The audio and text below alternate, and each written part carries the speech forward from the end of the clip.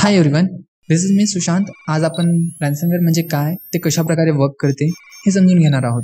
आज आपण मालवेअर बनवणार नाही, फक्त कन्सेप्ट समजून घेणार आहोत. रॅन्समवेअर हा एक प्रकारचा मॅलिशियस सॉफ्टवेअर असतो जो तुमच्या सिस्टममधल्या फाईल्सला इन्क्रिप्ट करतो. इन्क्रिप्ट म्हणजे फाईलला कोडेड फॉर्ममध्ये कन्वर्ट करणे, जे नॉर्मल युजर ओपन करू शकत नाही. Once file get encrypted, attackers विक्टिमला म्हणतो pay the ransom, then we will give you the decryption key. रॅन्समवेअरची वर्किंग खूप सिंपल बट पॉवरफुल असते.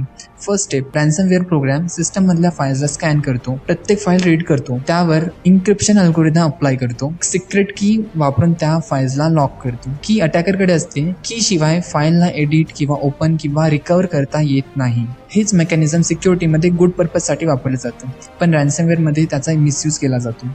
ॲज अ इथिकल हॅकर्स हे रॅन्समवेअरची वर्किंग समजून घेतात, जेणेकरून आपण त्याला डिटेक्ट करू शकतो, ब्लॉक करू शकतो आणि सिस्टम सिक्युअर करू शकतो.